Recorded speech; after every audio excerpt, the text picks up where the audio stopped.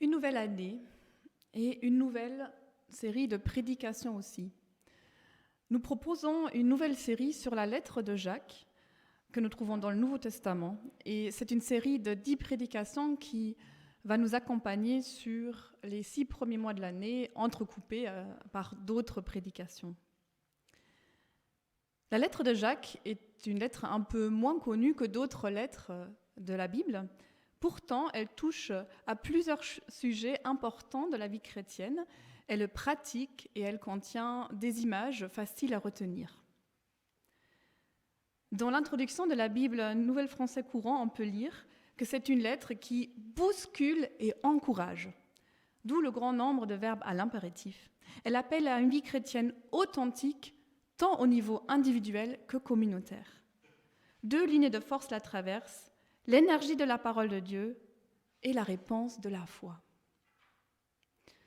L'auteur, dont on pense généralement qu'il s'agit du frère de Jésus, même si on n'a pas de certitude absolue là-dessus, s'adresse à des chrétiens qui connaissent déjà aussi l'Ancien Testament. On verra des allusions à Abraham, à Rahab, à Job, à Élie, au livre des Proverbes. Voici un peu les thèmes qu'on va aborder ensemble. Aujourd'hui, libre d'être dans la joie. Dimanche prochain, la sagesse avant tout. Fierté et faiblesse. Le défi de la parole. La religion pure et sans tache. Qui est mon prochain? Foi morte, foi vivante. Approchez-vous de Dieu. Le non-jugement et la patience et la force de la prière. Il sera question de joie, d'épreuves et de tentations, de pauvreté et de richesse, de comment bien utiliser notre langue, du besoin de la sagesse avant tout et de la prière. En effet, ma prière, c'est que cette lettre nous encourage cette année, nous bouscule dans nos habitudes et nous fasse avancer plus loin avec Dieu et aussi ensemble. Aujourd'hui donc, libre d'être dans la joie. Et nous lisons dans le premier chapitre les 4 premiers versets et un peu plus loin les chapitres 12 à 18. Donc on a regroupé en fait plusieurs passages qui parlent du même thème dans cette lettre. Et aujourd'hui, on va commencer par le tout début. Jacques 1, les versets 1 à 4. Jacques, serviteur de Dieu et du Seigneur Jésus-Christ, salue les 12 tribus dispersées du peuple de Dieu. Mes frères et sœurs, considérez comme un sujet de joie complète les diverses épreuves auxquelles vous pouvez être exposés, sachant que la mise à l'épreuve de votre foi produit la persévérance. Mais il faut que votre persévérance aille jusqu'au bout de ce qu'elle peut faire pour que vous parveniez à l'état d'adulte et soyez plein de force et qu'il ne vous manque rien. Se réjouir dans l'épreuve. Se réjouir dans l'épreuve, vraiment. Jacques se présente ici comme le serviteur de Dieu. Le serviteur n'est pas celui qui détient l'autorité et rendre des services, mais celui qui, dès le départ, prend une orientation de non-autorité, une position de non-puissance, explique Jacques Ellul. En se présentant comme serviteur, Jacques dit en quelque sorte « Je vous écris, mais je me place moi-même sous l'autorité de Dieu et je vous encourage à faire de même. » Son message n'a pas moins d'importance en se présentant ainsi, mais davantage d'importance. Ne pas se placer au-dessus des autres, mais être serviteur. Être à l'écoute de la voix de Dieu. Savoir que c'est Dieu qui tient toutes choses entre ses mains et non pas nous. Être serviteur de Dieu, être serviteur des frères et sœurs, être serviteur dans ce monde aussi. La lettre de Jacques ne s'adresse pas à une église en particulier, mais aux 12 tribus dispersées, verset 1. Pour Jacques, l'église se situe dans la continuité du peuple de l'Ancienne Alliance, le peuple d'Israël, qui était lui-même dispersé parmi les nations. Cela nous dit que les chrétiens ne vivent dans un monde qui n'est pas leur vraie demeure.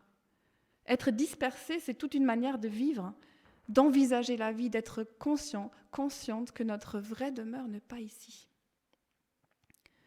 Que tout ce que nous faisons dans ce monde a de l'importance, mais que notre motivation et que nos valeurs viennent d'ailleurs.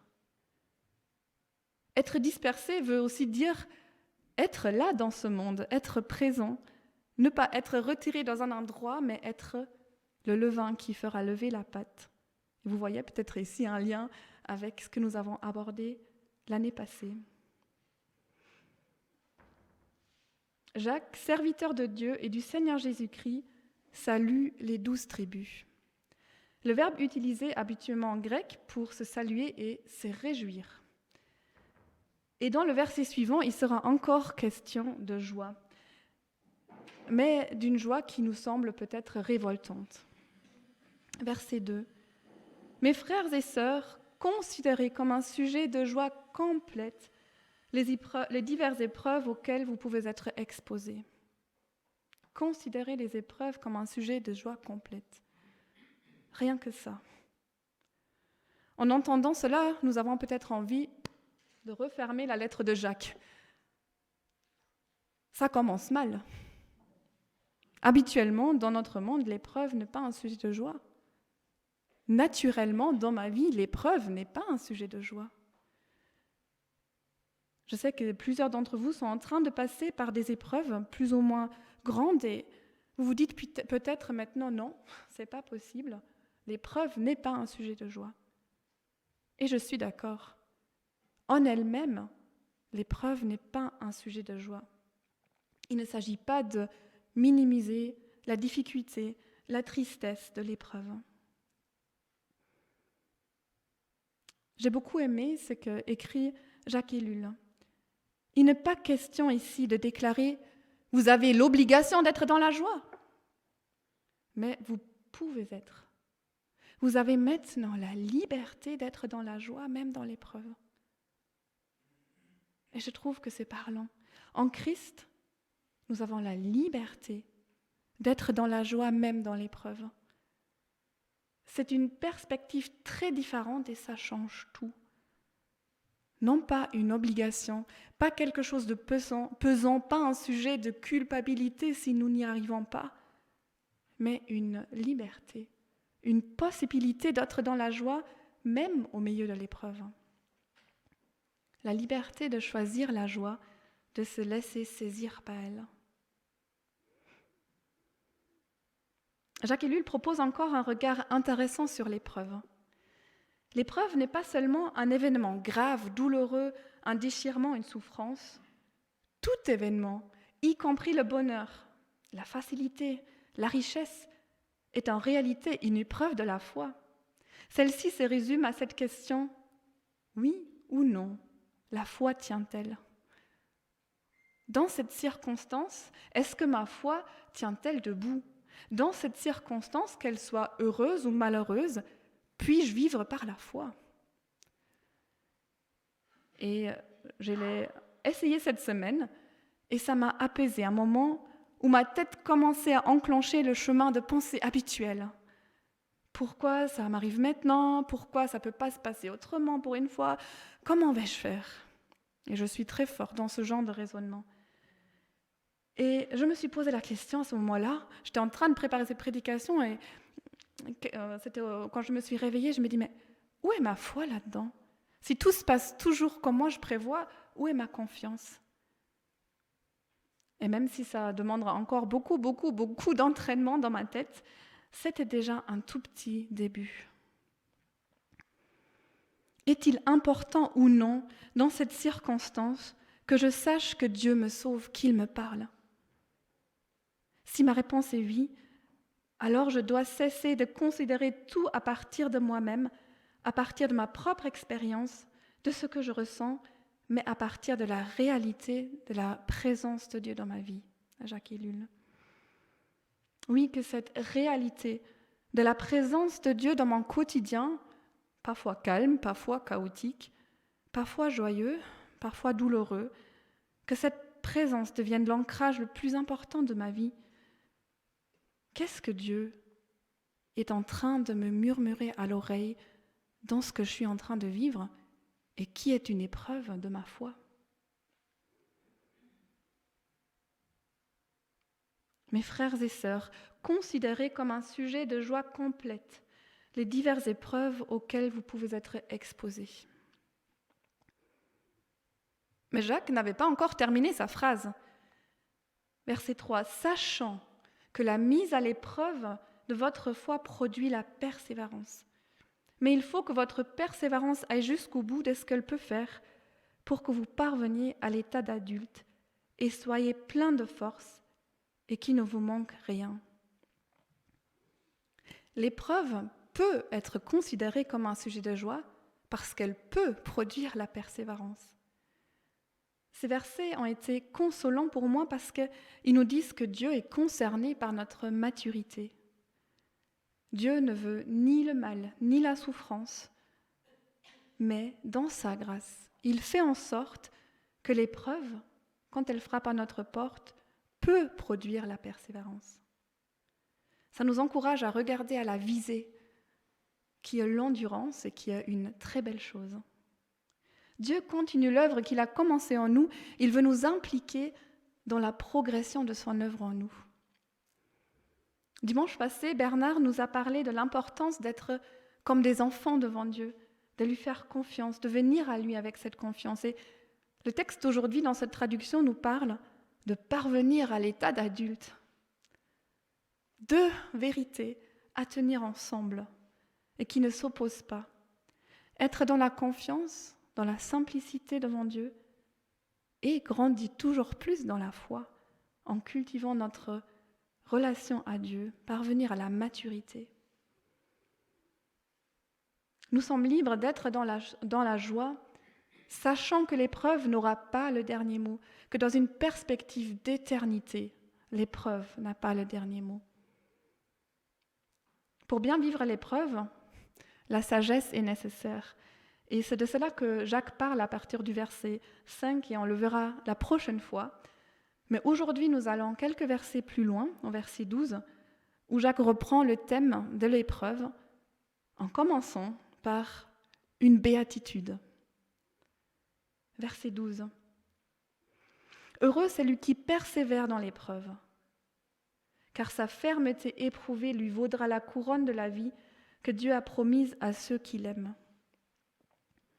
Que nul, quand il est tenté, ne dise « Ma tentation me vient de Dieu », car Dieu ne peut être tenté par le mal et ne tente lui-même personne. Chacun est tenté par sa propre convoitise qui l'entraîne et le séduit.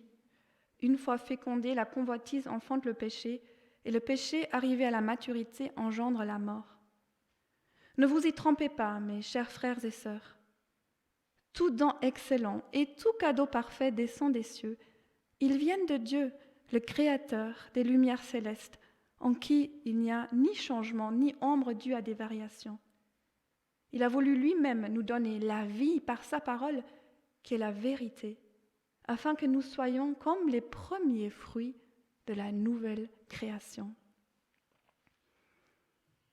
Recevoir la vie par sa parole. Dieu, dans sa grâce, fait en sorte que l'épreuve, quand elle frappe à notre porte, peut produire la persévérance. Et Jacques dit maintenant, « Heureux celui qui persévère », et non pas « heureux celui qui est éprouvé », mais heureuse la personne à qui Dieu fait la grâce de persévérer dans l'épreuve. Oui, quand nous persévérons dans l'épreuve, ce n'est pas par nos propres forces, mais c'est uniquement par la grâce de Dieu, cette grâce dont Audrey nous a parlé dans la présidence.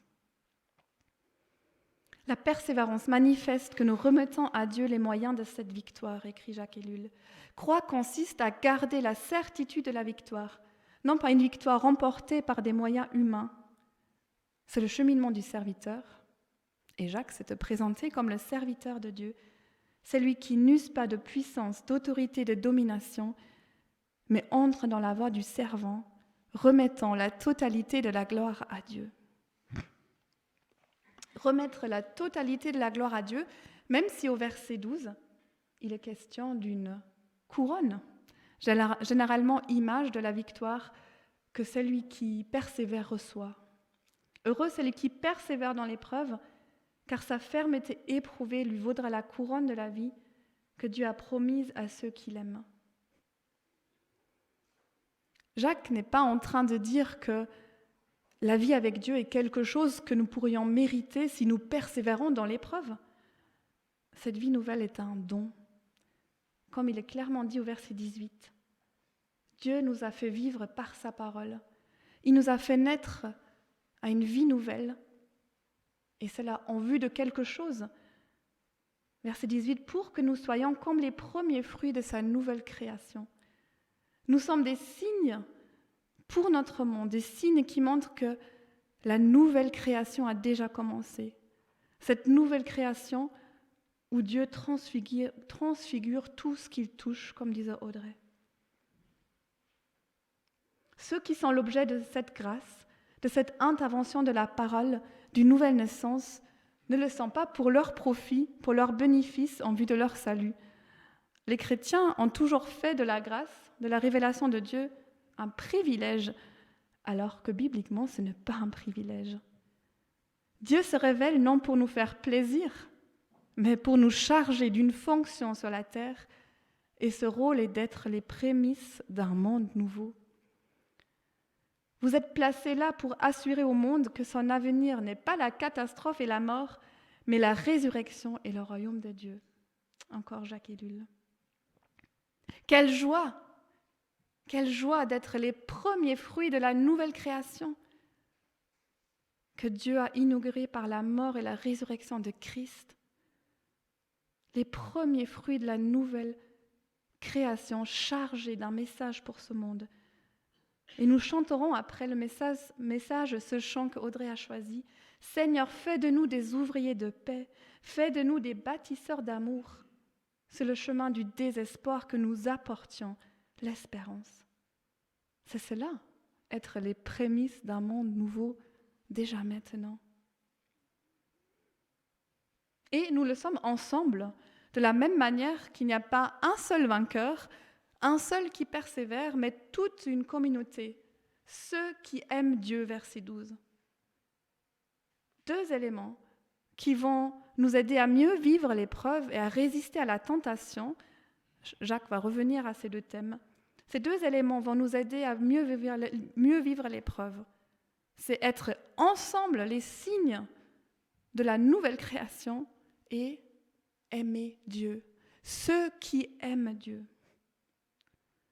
Être ancré dans l'amour de Dieu, dans l'amour pour Dieu, c'est cela qui va nous aider face à l'épreuve, face à la tentation aussi.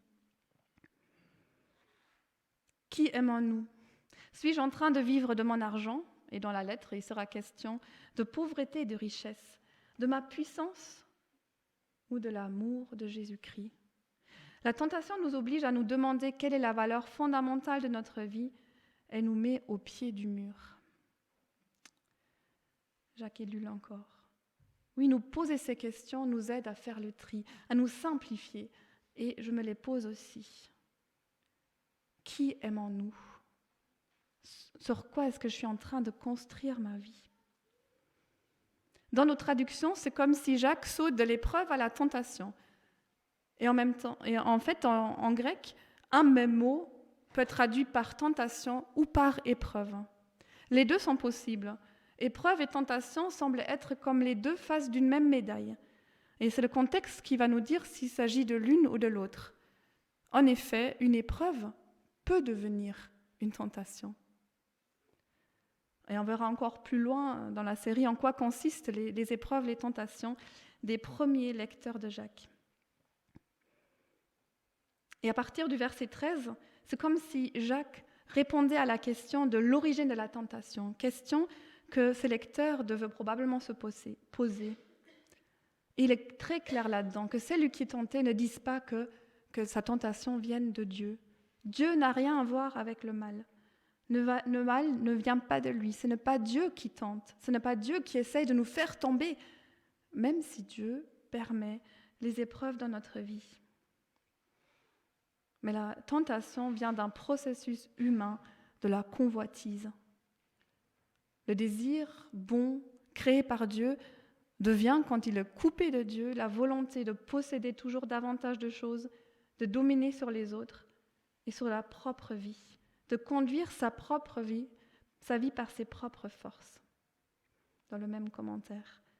Et ça conduit à la mort. Jacques décrit ici cette chaîne de la convoitise qui mène au péché, qui mène à la mort, à la vie, à cette opposition de la vie pleine et entière que Dieu veut offrir. Et ensuite, il va dire ce qui vient de Dieu. En revanche, ce qui vient de Dieu, le Créateur des lumières célestes, en qui il n'y a ni changement, ni ombre de variation, c'est tout don excellent, tout cadeau parfait, verset 17. Ça veut dire qu'en Dieu, il y a stabilité. En nous, il y a souvent la fluctuation. Mais en Dieu, il y a stabilité. La convoitise veut nous entraîner par-ci, par-là. Mais Dieu est décrit comme celui en qui il n'y a ni changement, ni ombre de variation. Il reste lui-même, le Père, le Dieu inébranlable, comme nous l'avons chanté aussi, qui nous a donné la vie, le Père qui nous aime, le Père sur lequel nous pouvons compter à 100%. Que cette année, la réalité de la présence de Dieu dans mon quotidien, parfois calme, parfois chaotique, parfois en proie à la tentation ou à l'épreuve, que cette présence devienne l'ancrage le plus important de ma vie. Car Dieu nous a fait vivre par sa parole, il continue à nous faire vivre par sa parole en 2023. Et que nous puissions être ce que nous sommes, les premiers fruits de la nouvelle création, inaugurée par la mort et la résurrection du Christ. Et que nous soyons les porteurs d'espérance dans ce monde. Des hommes, des femmes, libres d'être dans la joie, même au milieu de l'épreuve. Amen.